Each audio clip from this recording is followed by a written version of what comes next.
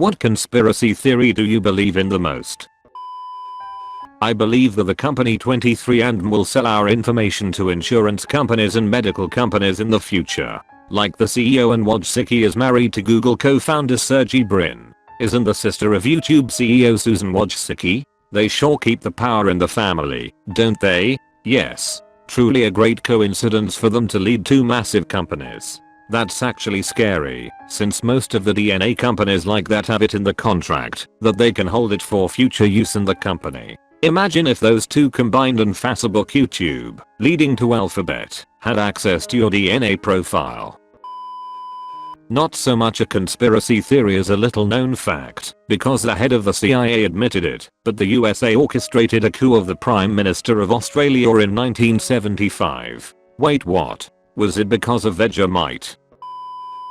Marshmello doesn't actually produce his own music. My biggest piece of evidence is the creator arcade videos. He speaks and navigates Ableton like someone with only a basic knowledge of music production. He does everything number by number. Producers don't do that. You can't just instantly know that sound needs a boost of exactly 1 dB at exactly 1.2 kHz without even listening to the sound first.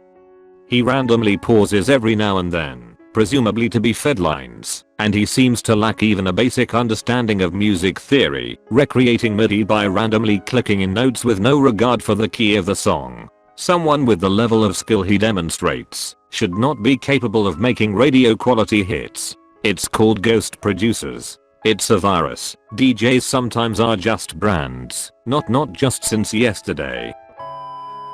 All those DNA ancestor sites are giving the government your DNA for their record. I mean, that's literally how they caught the Golden State Killer, like 30 years later. I think some memes are started by businesses as a form of free advertising. The recent Duolingo memes got me thinking more about it. Duolingo wasn't a small app at the time, but it became a lot more popular after the fact. There have been other memes revolving around a particular product/brand as well that make me think this is happening on a strategic level beyond some kid thinking it'd be hella funny to do this or that. I'm pretty sure this was happened with the movie Bird Box. It was all over Twitter and other social media before I even heard anything about it from Netflix.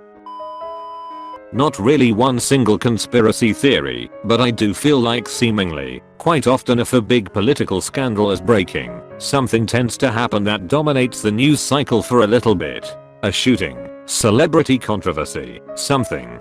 That is just basic political game. If something looks bad for political party A, then supporters and media of political party A push other news first and search for something bigger. Also, supporters of that political party runs to other news to keep their political bias in check. I would say Mattress Firm, but that shit is so 2018. There's a great breakdown of this conspiracy on YouTube. Basically, the mattress firm across the street from a mattress firm used to be owned by a competing company, was bought up and converted. Unlike something like a restaurant, mattress stores don't need heavy traffic to operate at a profit. People go to the mattress store when they need a mattress, not because they feel like it, so the locations are pretty cheap. So the conspiracy is that a company bought out their competition? No, the conspiracy is that Mattress Firm is a money laundering scheme. Planned obsolescence. If it's still a conspiracy theory, why does my phone suddenly develop unseen issues when the new one is released? It's not a coincidence. And who even asked for these tech companies to release a new phone every year? We live in a time where technology is now growing at a rather slower pace compared to the 2000s when there was rapid innovation. It's not like my current phone is getting crappier in 1 year, but wait, it is. Applies to phones, tablets, smartwatches, basically most rather expensive internet connected devices receiving updates. I think it was proven that Apple releases a new device, then releases a mandatory update to turn older devices into slow, malfunctioning pieces of shit, so people will upgrade. I believe that the government probably makes some conspiracy theories to try to make questioning the government seem somewhat crazy. I heard this recently about reptilians. My dog is still living on a farm somewhere, 47 years later. This is true. Can confirm. Don't ask why or how. Too dangerous. I've already said too much. I always post the same one. Marijuana legalization is being pushed by Big Pharma. Once it's legalized, they will then push for restrictive regulations in the interest of public safety that will force shutdowns of consumer or small grow operations. Those are only allowed now to foster positive sentiment towards legalization. So then it's legal, and they have a monopoly. The government was behind Throwback Thursdays in order to get people upload pictures they never would have had access to and help them improve age progression/face recognition algorithms. Then what about Man Crush Mondays? The government is trying to compile a database of the sexiest men alive in order to shut down People magazine. KFC has been intentionally making their biscuits drier to sell more drinks. They have free refills, so it would be better for them to have moist biscuits, less refills. I think I'm going to hear about the term moist biscuits. Josh from work stole my sandwich from the fridge. Even though he was off that day, he stole it because he was off. He has a good alibi, and your sandwich. I'm forwarding this 2 hours. That Jar Jar was meant to be the top Sith Lord in the prequels, but the idea was scrapped after seeing the fan reaction to him. That's why Count Dooku is just kinda dropped into Attack of the Clones, as though he was there the whole time. Try telling a buddy this. Don't get me wrong, Jar Jar is still a horrendous character, but Dooku always felt out of place to me in Ep. Second. Like he was supposed to be a different character, but they adapted it into Dooku. He didn't believe me.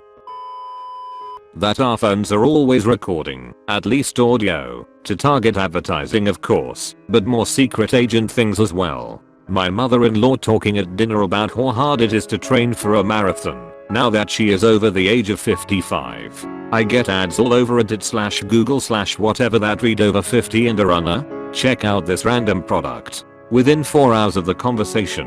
I know there was a bunch of stuff about this, but I think every company denied it. Could be wrong though. I remember a couple years back I had a pain in the back of my mouth and went to the school nurse and told her I thought it was my wisdom teeth coming in. It was. A couple minutes later, my Instagram explore page had a bunch of stuff about wisdom teeth removal. You guys remember the end of the world theory that the rapture would happen on May 21st, 2011? Macho Man Randy Savage died on May 20th, 2011. Basically Macho Man Randy Savage died to save humanity, shouldering all of our sins. That in very ancient times people were gigantic and shrunk with the ages, and that those giants built mysterious structures such as Stonehenge. No real reason to believe it, I just like it. My dad going to the store. Not a conspiracy. We all know he left so he could live with all the other dads. The art world is basically a low-key way for rich people and companies to launder money, which is why the stupidest, most odd of paintings randomly go for hundreds of millions of dollars. I don't think that's a conspiracy theory so much as it is straight up reality. The very wealthy, like generationally wealthy, are known to put their money in art because it can't be taxed the same way and it generally appreciates rather than depreciates. There are only so many monots and burniness, but if you can spin a good story, any Joe Schmo can be the next Warhol. Yes, I'm a poor Philistine. That the Republicans and Democrats running the show truly do not care about beating each other and instead are focused on the illusion of competition, while they just split the power and rotate things every few cycles. All issues are divided in a way that nearly splits the country and keeps us fighting each other. Man, I really hope we are in a simulation. Every religion's heaven sounds like a real drag, but I don't want everything to just end. Ideally, one day I'll die, then just wake up in a room, go get a snack or something, then load up another life, and go for another spin. Repeat millions or billions of times. The moon landing never happened. It's still in the sky. You can't say the moon landed if it's still up there.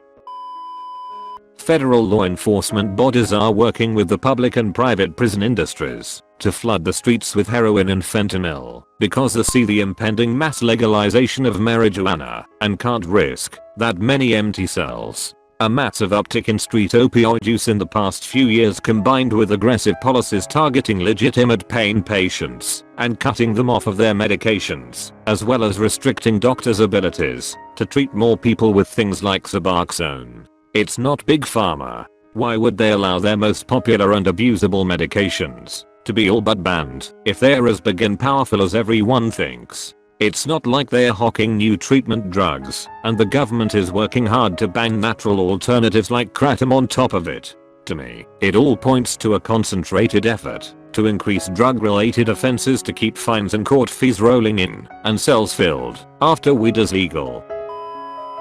Phantasma here, hope you enjoyed. Don't forget to sub for more.